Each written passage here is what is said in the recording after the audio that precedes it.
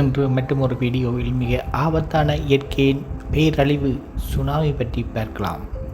Tsunami எப்படி உருவாகின்றது, அது எப்படி கரையை தாக்குகின்றது, உலகில் நடந்த மிகப்பெரிய சுனாமிகள் என்னென்ன, அவற்றில் எத்தனை உயிர்கள் பறிக்கப்பட்டன, இந்த தகவல்கள் எல்லாவற்றையும் சுருக்கமாக இந்த வீடியோவில் பார்வையிடுவோம்.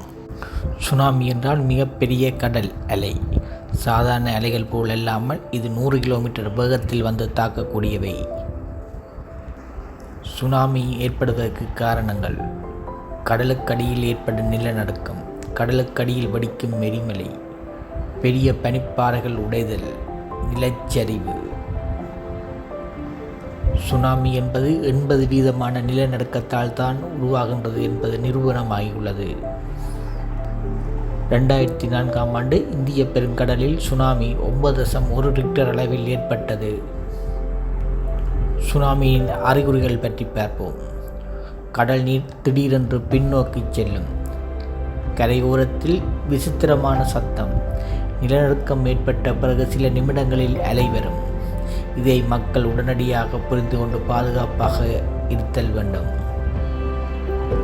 உலகில் மிகப்பெரிய சுனாமி அலைகள் 2004ஆம் ஆண்டு இந்திய பெருங்கடலில் ஏற்பட்டது. இது இந்தியா, இலங்கை, தாய்லாந்து, இந்தோனேசியா ஆகிய நாடுகளை தாக்கியது. இதில் அண்ணளவாக 2 லட்சம் பேர் உயிரிழந்தனர். 2011ஆம் ஆண்டு ஜப்பானில் நிலநடுக்கம் ஏற்பட்டது. இது 9.0 ரிக்டர் அளவில் ஏற்பட்டது.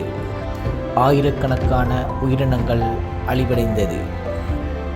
கரையில் திடீரென்று நிலநடுக்கம் உணர்ந்தால் உடனே மேல் நிலப்பகுதிக்கு ஓட வேண்டும். கடல் நீர் திடீரென்று பின் சென்றால் உடனே அங்கிருந்து விலக வேண்டும். அதிகாரிகள் தரும் எச்சரிக்கை அறிவிப்புகளை பின்பற்றினால் இந்த சுனாமியிலிருந்து பாதுகாத்துக் கொள்ளலாம். சுனாமி என்பது இயற்கையின் பேரழிவு என்றாலும் அதை பற்றி தெரிந்து கொண்டு விழிப்புணர்வோடு இருந்தால் நம்மால் உயிர்களை பாதுகாக்க முடியும். இந்த வீடியோ பிடித்து